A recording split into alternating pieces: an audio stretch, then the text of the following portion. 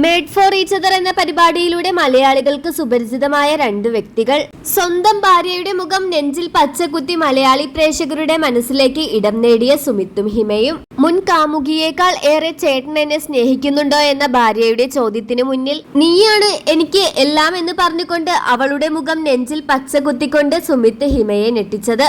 Made for each other എന്ന പരിപാടിക്ക് ശേഷമാണ് ഇരുവരും സോഷ്യൽ മീഡിയയിൽ വലിയ രീതിയിൽ വൈറലായി മാറുന്നത്.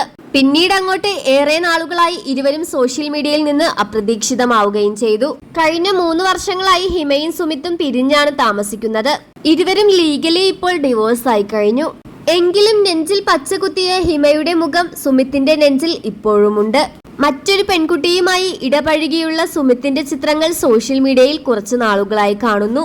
ഹിമയുമായി പിരിഞ്ഞിട്ട് 3 വർഷമായെന്ന് അവർ പറഞ്ഞു. പിന്നെയും എന്തിനാണ് കമന്റ് ബോക്സിൽ വന്ന് ഹിമ ഹിമ എന്ന് ചോദിക്കുന്നത്? പുതിയ ജീവിതം തുടങ്ങിയെന്ന് മനസ്സിലാക്കാൻ നിങ്ങൾക്കൊന്നും സാമാന്യ ബോധമില്ലേ എന്ന് ചോദിച്ച കമന്റിന് താഴെ നിരവധി ആളുകളാണ് ഇവർ പിരിഞ്ഞോ എന്ന ചോദ്യവുമായി എത്തുന്നത്. ഇപ്പോഴും തന്റെ വിവാഹ ചിത്രങ്ങളടക്കം ഹിമയോടൊപ്പമുള്ള പല ചിത്രങ്ങളും സുമിത്തിന്റെ പ്രൊഫൈലിൽ കാണാം.